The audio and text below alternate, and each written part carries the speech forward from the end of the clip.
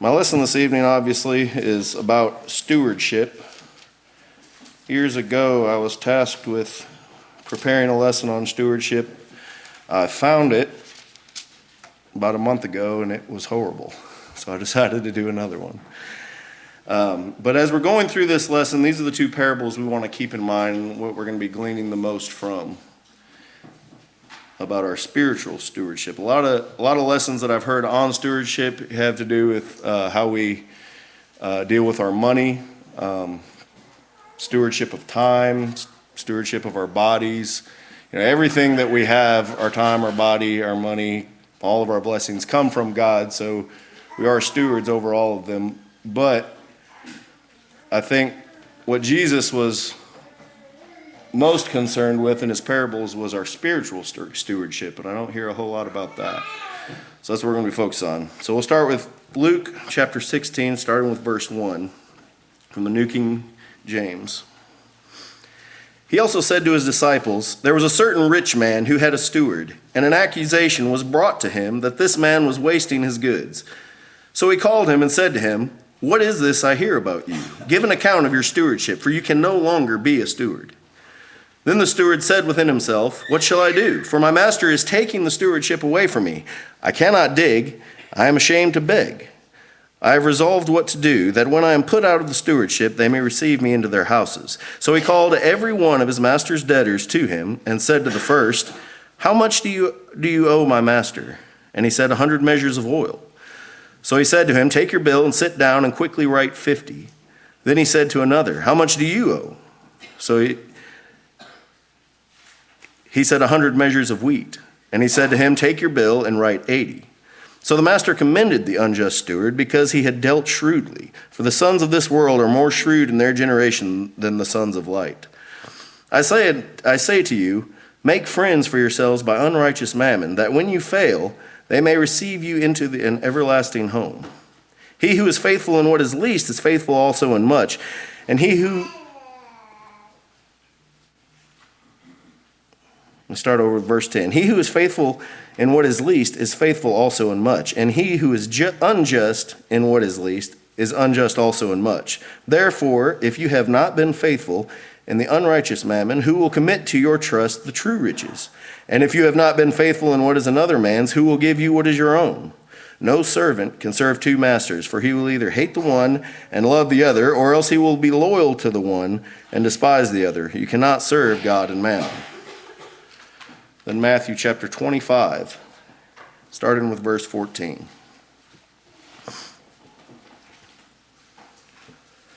"For the kingdom of heaven is like a man traveling into a far country, who called his own servants and delivered his goods to them. And to one he gave 5 talents, to another 2, and to another 1, to each according to his own ability. And immediately he went on a journey. Then he who had received the 5 talents went and traded with them and made another 5 talents. And likewise he who had received 2 gained 2 more also. But he who had received 1 went and dug in the ground and hid his Lord's money. After a long time the Lord of those servants came and settled accounts with them. So he who had received 5 talents came and brought 5 other talents, saying, 'Lord, you delivered to me 5 talents. Look, I have gained 5 more talents besides them.' His Lord said unto him, 'Well done, good and faithful servant. You were faithful over a few things. I will make you ruler over many things. Enter into the joy of your Lord.' He also who had received 2 talents came and said, 'Lord, you delivered to me 2 talents. Look, I have gained 2 more talents besides them.' His Lord said to him, 'Well done, good and faithful servant. You have been faithful over a few things. I will make you ruler over many things. Enter into the joy of your Lord.' Then he who had received 1 talent came and said, 'Lord, I knew you to be a hard man, reaping where you do not sow and gathering where you do not scatter seed. And I was afraid, and I went and hid your talent in the ground. Look, there, you have what is yours.' But the Lord answered and said to him, 'You wicked and lazy servant, you knew that I reap where I have not sown and gather where I have not scattered seed. So you ought to have deposited my money with the bankers, and at my coming I would have received back my own with interest. So take the talent from him and give it to him who has 10 talents. For to everyone who has, more will be given, and he will have abundance. But from him who does not have, even what he has will be taken away. and cast the unprofitable servant into outer darkness. There will be weeping and gnashing of teeth. This time we'll go to our Lord in a word of prayer. So a steward really isn't a word that we use a lot in modern language, modern vernacular. But basically it just means a manager. And as we read about stewardship through the Bible, there's 4 common things that pop up. One is ownership. The other is responsibility, accountability, and reward. And it might be kind of hard for us to wrap our minds around what it's like to be a steward in Bible times, because we live in America, and in America we kind of own our own house most of the time, and if you pay it off, you do own your own house. You buy food, and that food is yours. But in Bible times, a steward could be a slave, or it could be a free man hired, but he was the manager over a household, or say like a king would set up a steward over this portion of land. And that steward was responsible for taking care of all of the harvests, all of the business transactions that are happening in that area. The Roman Empire was prolific at doing this and setting up people in power to rule over this area. But if you were a steward, you didn't own that house you were living in. It was the king's. The king gave you that house to live in, and you produced profit for the king, and then you were rewarded. Usually, if you were a slave, you may or may not have been rewarded. If you had a good master, you were rewarded. But again, there's ownership, and in spiritual stewardship, God is the owner. We have a responsibility, we have accountability, and we have reward. I'd like to go back to Genesis and look at the very first steward, which is Adam.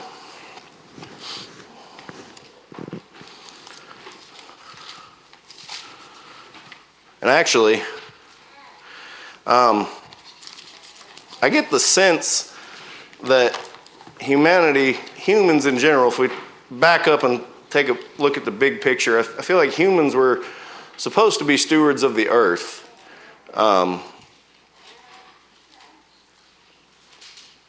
He says in Genesis chapter 1, I wasn't going to add this, but I think I will.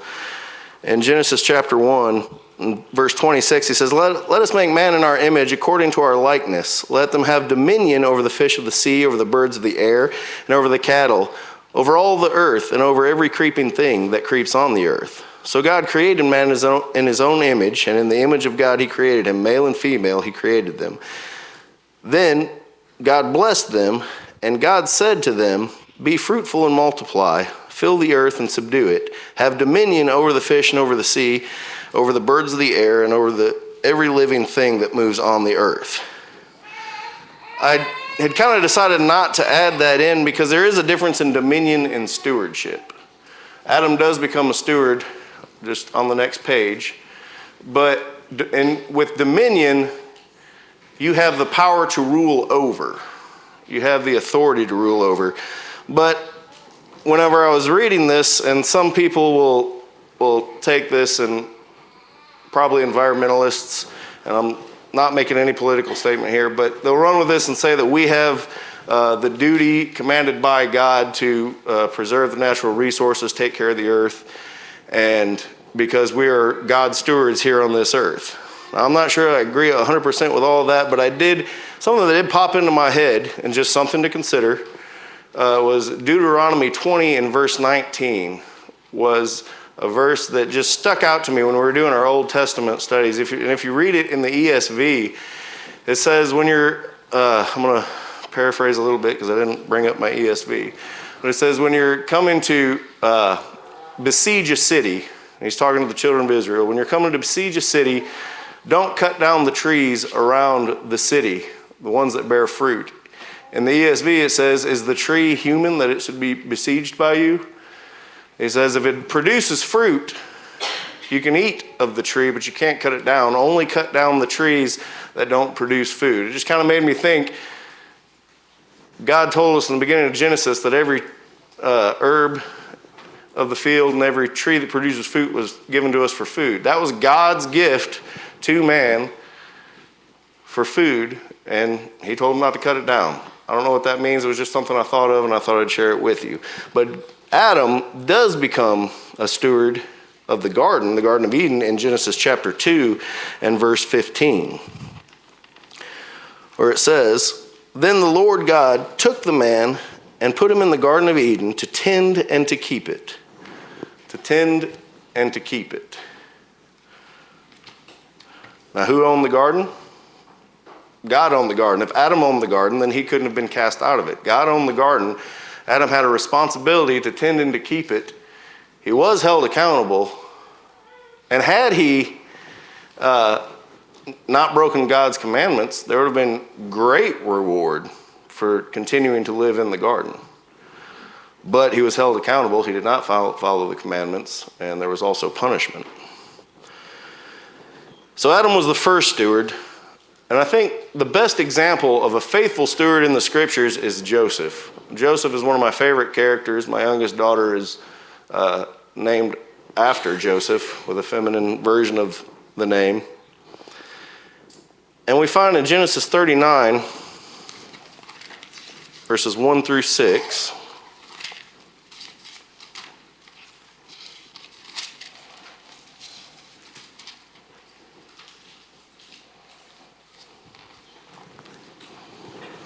says, now Joseph had been taken down to Egypt, and Potiphar, an officer of Pharaoh, captain of the guard, an Egyptian, bought him from the Ishmaelites who had taken him down there. The Lord was with Joseph, and he was a successful man. And he was in the house of his master, the Egyptian. And his master saw that the Lord was with him, and that the Lord made all he did to prosper in his hand. So Joseph found favor in his sight and served him. Then he made him overseer of his house, and all that he had he put under his authority.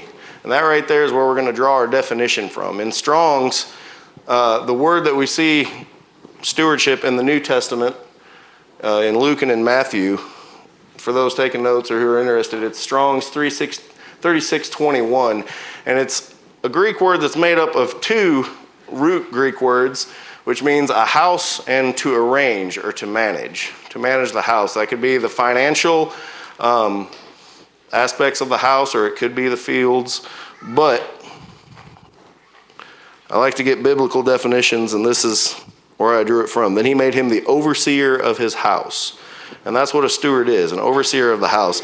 But Joseph, and of course we know the story of Joseph. Joseph continues on. He's being a faithful steward.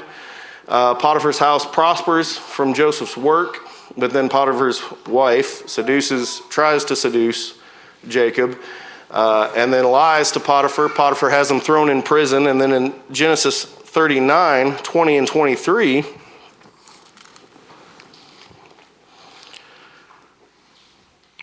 we see that Joseph becomes the steward over the entire prison that he's in.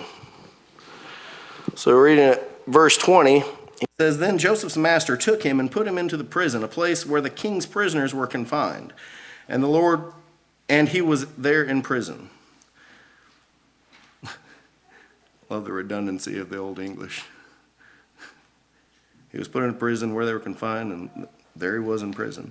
Verse 21, but the Lord was with Joseph, and showed him mercy, and gave him favor in the sight of the keeper of the prison. And the keeper of the prison committed to Joseph's hand all the prisoners who were in the prison. Whatever they did there, it was his doing. The keeper of the prison did not look into anything that was under Joseph's authority, because the Lord was with him, and whatever he did, the Lord made it prosper. So here, even in prison, because Joseph is a faithful steward, it's pretty apparent to those around him, and he actually becomes the steward over the entire jail. And they don't have to watch after him. They don't have to check up on him. They know he's doing what he's supposed to be doing. In Genesis 41, he becomes the steward over all of Egypt. Genesis 41, verse 37. And remember, this is after Joseph has been brought up out of the prison to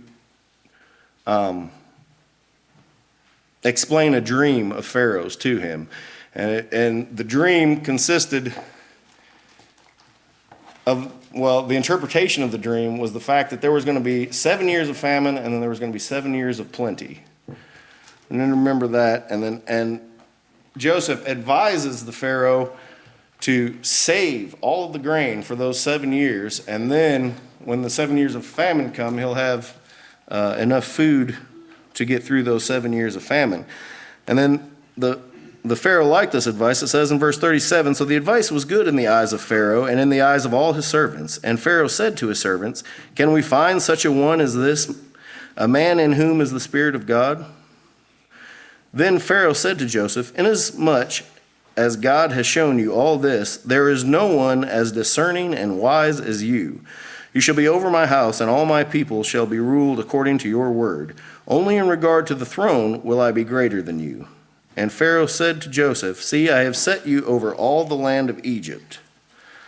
So who owned Egypt? Was Egypt Joseph's? No, it was still the Pharaoh's, but it was Joseph's responsibility to take care of the day-to-day matters.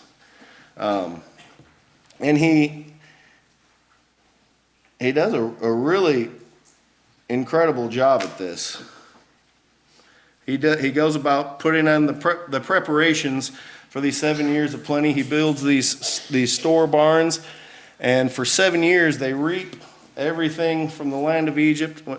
At harvest time, they only eat what they need to eat, and then they store everything else. And then for the next 7 years, there's famine. There's no food in the land.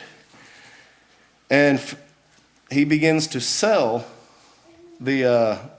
all the grain that they had stored up to the Egyptians. But then there wasn't just that. The entire land had famine. So people from other countries were coming and buying this grain from Joseph.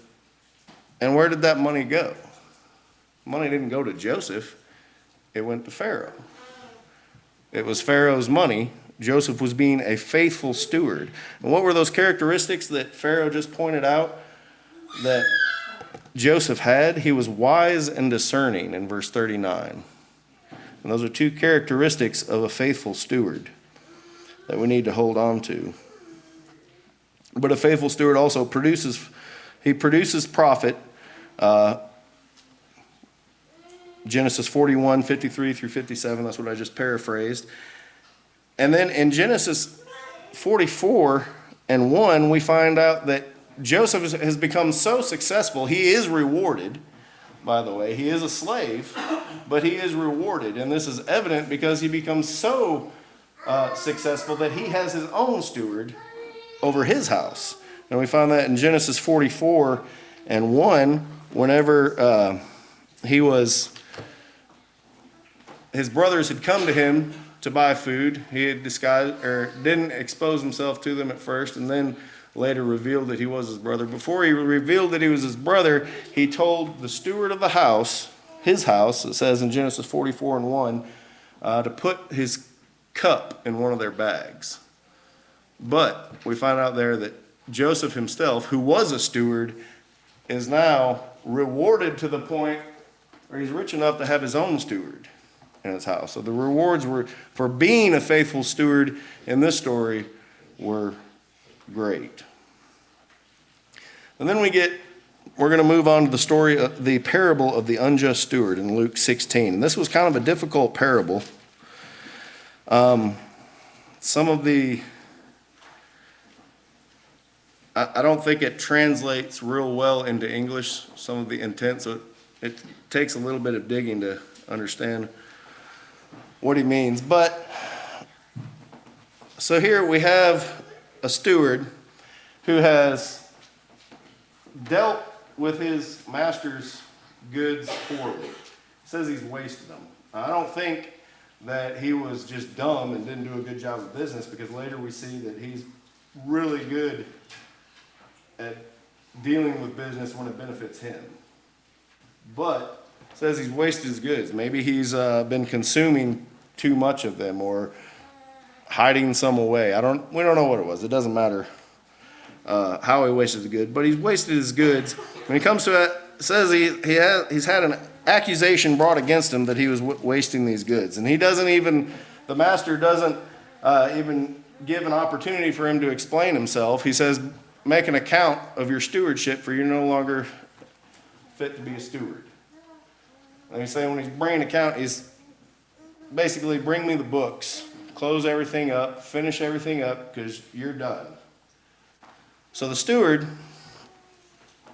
oh no, what am I going to do? Now this guy is probably living pretty well off of this master's goods.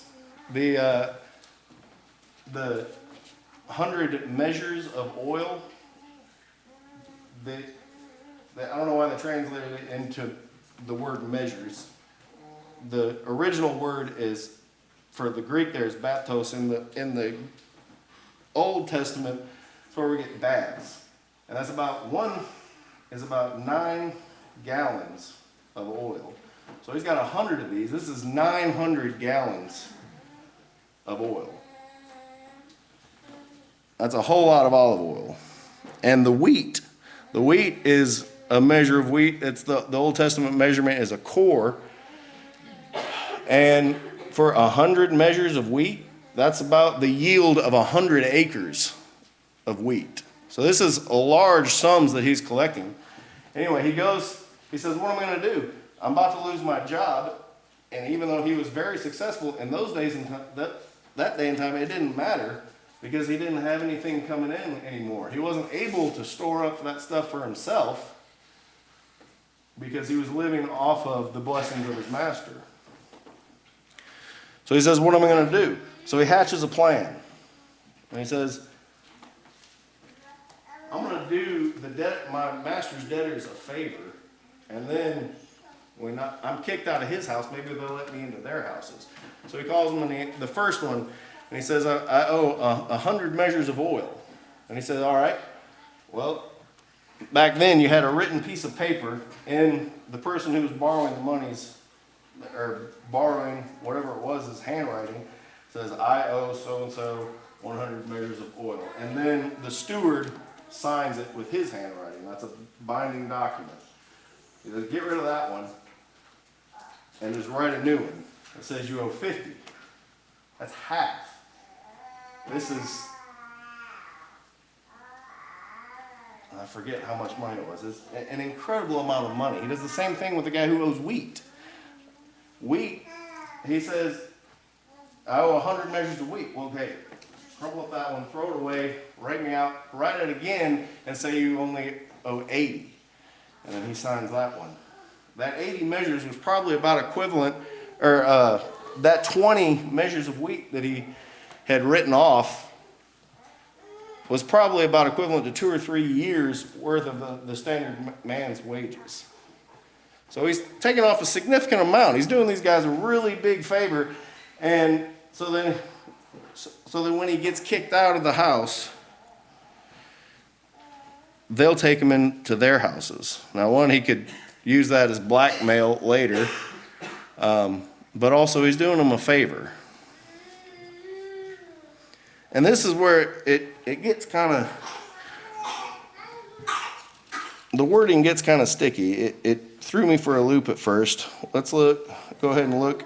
I'll quit paraphrasing and we'll look at the scriptures. Luke chapter 16.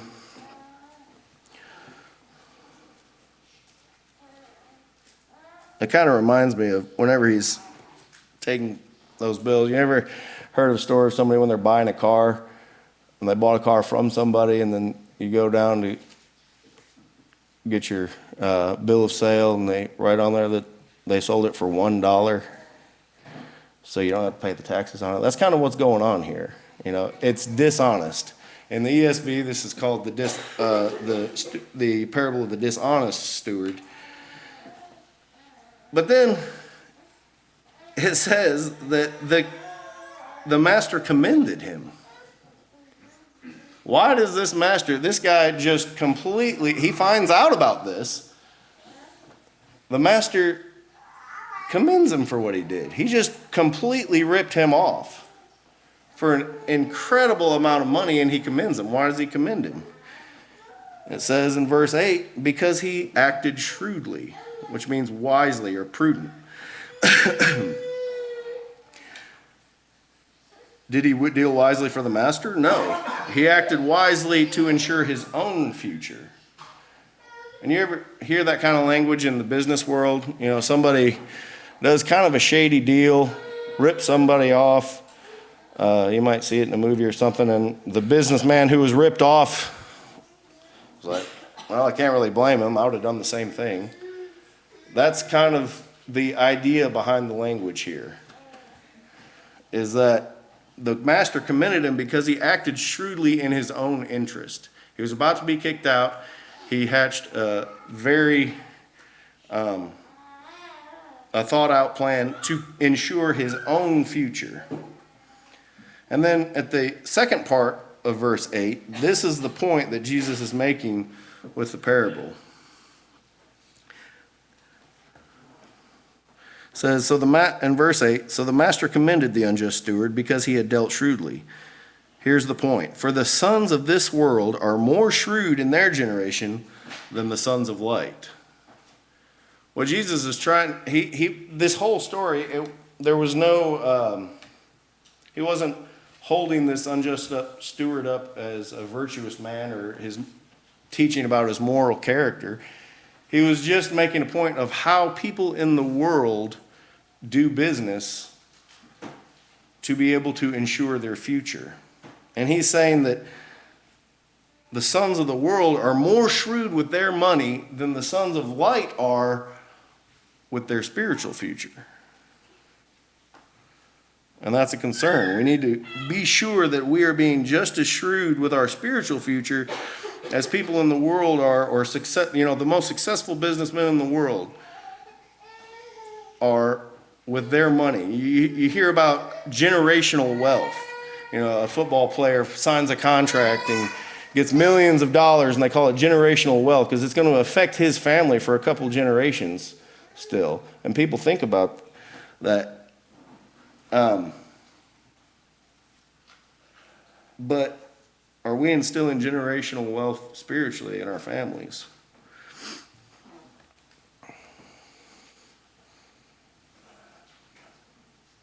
And then in verse 9, he says, make friends for yourselves by unrighteous mammon.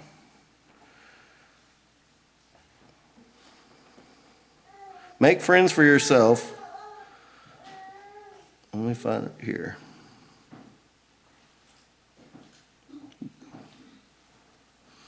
Verse 9, and I say to you, make friends for yourselves by unrighteous mammon, that when you fail, they may receive you into an everlasting home. Now this really confused me. I had no idea what he was talking about here, and it took reading quite a few commentaries and looking at words to get the idea of what it said. Turns out I could have just read the NIV. It has a pretty good translation of the verse, but I did that last. But the word mammon here is actually a transliteration of an Aramaic term. That just means that they took the Aramaic word, got as close as they could with the letters in our alphabet, and used the same word. So mammon looks about the same in Aramaic as it does in English. But it just means worldly wealth.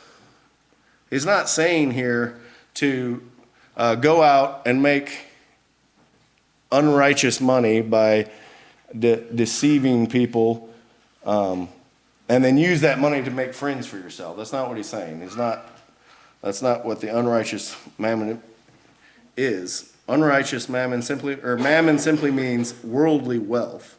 And scholars will link it with a verb, aman, which means to believe in or to trust. Barnes says the mammon of unrighteousness is deceitful, false, and untrustworthy. And he compares this unrighteous mammon with the true riches later. But the reason the money is untrustworthy, and even comes from secular writings of that day, they use the same term and refer to it as worldly riches, because you can't take those riches with you after you die, and they're uncertain. Money oppresses the poor who don't have it, and it deceives the rich. Rich people, they think they're going to be happy because they have money. And they get all that money, and they're still not happy, and they need more, and they need more, and they need power. So it oppresses the poor, it deceives the rich, and you can't trust in it. You know, if you say you made a generational amount of money, and I'm sorry, keep in mind, this lesson is not about how we deal with our money. But you make a generational amount of money to affect your family for generations to come, and the stock market crashes like it did years ago. If you ask those people what they thought about keeping their money in the bank, they might not tell you. Or people, if you ask who were in Russia before communism completely took over, things can happen. You know, if the dollar loses the global standard, then our money's going to be worth a whole lot less. So he's just saying here, don't put all of your trust in the money. Don't spend your whole life trying to gain riches to prepare for your earthly future. We need to be preparing for our spiritual future. And then he advises his disciples there how to use their money to make friends for yourselves. So he's saying, gain your money and spend it serving other people. Take this worldly riches, spend it serving other people, make friends for yourself so that you can be accepted into heaven. The NIV translates it very well. It says, use worldly wealth to gain friends for yourselves, so that when it is gone, you will be welcomed into eternal dwellings. Wayne McCamey poses this serious question: is anyone going to be in heaven because of you and your investment? And they could be, depending on how you use your wealth. And again, keep in mind, well, I'll save that. I lean towards this interpretation because using earthly riches to benefit others on earth and securing eternal life is a constant theme in Jesus' teaching. Luke 23:33 and 34 teaches this, just one page back, where it says, sell what you have and give alms, providing yourselves money bags which do not grow old, and treasure in the heavens that does not fail, where no thief approaches nor moth destroys. For where your treasure is, there your heart will be also. Also in Matthew 19 and 21, this is the man who was asked, what good thing shall I do that I may have eternal life? And in verse 21, Jesus tells him, if you want to be perfect, go and sell what you have, give to the poor, and you will have treasure in heaven, and come, follow me. Now, keep in mind, you have to keep these verses in context with what they are. He's talking to a man who has the opportunity to literally be with the Son of God for his time on earth. We don't have to sell everything that we have and give it to the poor now. And if you are a faithful steward with the things that you're given from your boss, chances are you could be successful and you could end up making a lot of money. It doesn't mean you will, but if you're honest and you do good work, you could be successful and you'll end up having a lot of money. Joseph did, and he was still approved by God. I'm going to have to rush along here. So is it wrong to have a lot of money or to be financially successful? No. If you've been a faithful steward, in the business world, that can happen naturally. But we need to be careful not to put our trust in the money and be sure that we are using it to serve others and to glorify God. Then we get to the parable of the talents. And while I think that this parable is, in context, actually an encouragement to stay watchful and be ready for when the Lord comes, we can glean a lot of truths about our spiritual stewardship. To make sure that we are putting intentional effort into tending our portion of the kingdom and not spending all of our time trying to make money to make ourselves comfortable when we're 60, 70, 80, or make money for our children. So in the parable of the talents, we read it earlier, and you see pretty clearly that not everybody's abilities, their situations, and their resources are equal. I was pretty hard on I got really down on myself a couple months ago. We were studying through Hebrews, and I was studying serving one another. And being with my dad for the past 20-something years and comparing myself to him, it gets pretty tough because Dad is constantly doing some Bible study with somebody somewhere all the time. And I got hard on myself, and I was thinking, I'm never doing enough, and I'm wasting my time. But the truth is, his situation is completely different than mine. And we need to spend time and think about what our portion of the kingdom is. We each have a plot of land in the kingdom that we're to be tending, taking care of. Right now, at my point in my life, I've come to the conclusion the majority of my time needs to be spent on my family. And now, depending on your ability and your talents, you may be more successful in what you do than somebody else. But it didn't matter if the guy had 5 talents or 2 talents. They were both rewarded equally. So the question is, am I tending my plot? Am I using the abilities that I have to their fullest extent? The guy who got 5 talents got 100% yield. He got 5 talents more. The guy who got 2 talents brought 2 more talents back. He used his ability to 100% yield. So we need to make sure we're doing that. But what we need to be very careful about is that we're doing nothing. And it's so easy to slip into that. Willie had a lesson about our Bible reading recently.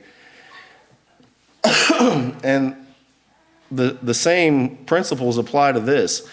It's so easy, and this is what I got the most out of this lesson, because we can be distracted.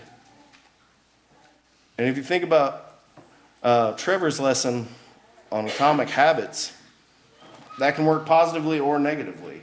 You go one day, you get home from, and this is me. This is what happens to me. I get home from work, kids are going wild, trying to get food on, get supper taken care of. We get supper taken care of, then it's time to feed and change Josie while the other girls are getting ready for bed. You get the girls in bed, Josie's in her crib, then there's like an hour and a half of going in and out of those rooms, getting them back down in bed to lay down and go to sleep.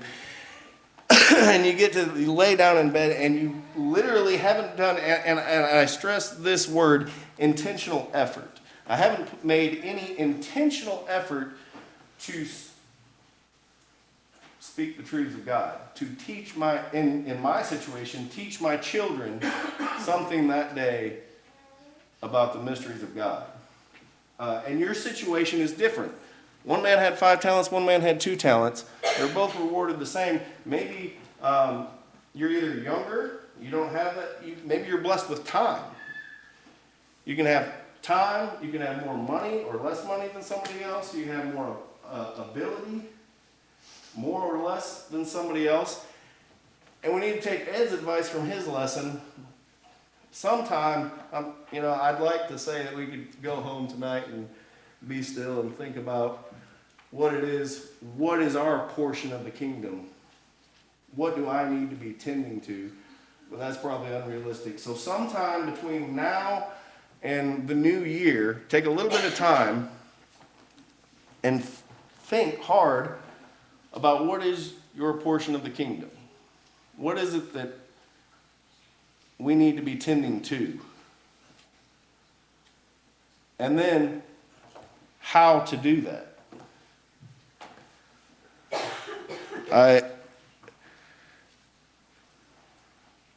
Because that day happens, and then the next day happens, kind of the same way, and then the habit starts to build, and then by 3 or 4 days in, you're not really even thinking about doing anything intentional,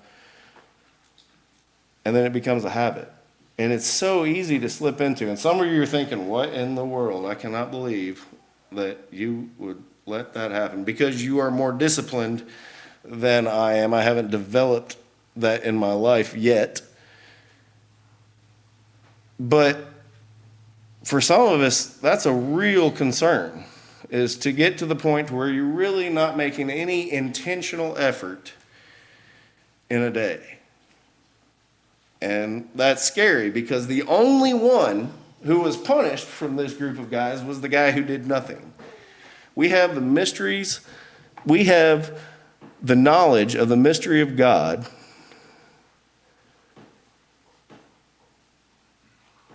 And woe unto us if we keep it to ourselves. Whether that's teaching our children, if I can instill it into them, and then they learn to each day just plant a little seed into somebody else, and how much good can be done from that. It's worthwhile. My time is worthwhile spent focusing on my children and not trying to emulate my dad and what he does, because he is in a completely different situation than I am. Maybe you're good at serving other people. You mow lawns, or help somebody with their car, or you're washing dishes at our dinners, or cooking food, or taking things to people who are in need. And if you do that for somebody who's not in the church, when you're thinking, try to think of a way to plant the seed. Maybe you go and you cut an old lady's lawn just right down the road, and she tells you thank you very much, and then one day you run into their grandson. Think of something just little to say to him to plant a seed. Like, oh, you don't have to do that. I can take care of my grandma's lawn. Well, I appreciate that, but my king wants me to do that. And now, if you say that, you might either get cult, he might think that, or it might spark a conversation. So you might not say, my king wants me to do it, but just think of something to plant a little seed there, because each of us have a responsibility to spread the light. We are sons of light, and we have the responsibility to spread that light, spread the knowledge of God, and we will be held accountable.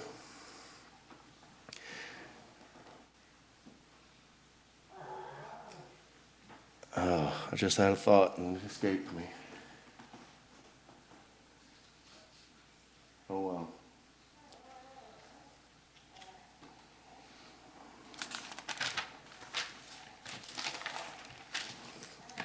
So we need to answer the questions for ourselves. What is my plot in the kingdom? And am I tending my plot? And be honest with yourselves. It was kind of a hard blow for me to take, but I've really enjoyed the study, and I have learned a lot from it. And we can take Trevor's advice and just make little changes.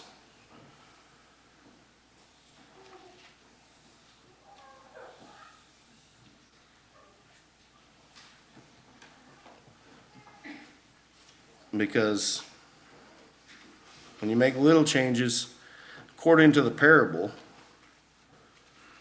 you get more. And it will continue to build, and you can build positive habits to produce fruit for the King. Is the Christian life easy? No. It takes work, and it takes intentional effort, but the rewards are out of this world. If you like this sermon, do 3 things for me. Give it a thumbs up below, click the subscribe button, and share it with a friend either on social media or text. This helps the channel grow, it helps the word get out there. It's something really easy that you can do to affect the spreading of the gospel. This has been the Chapel Grove Church of Christ. Visit our website at chapelgrovechurch.com. We'll see you next time.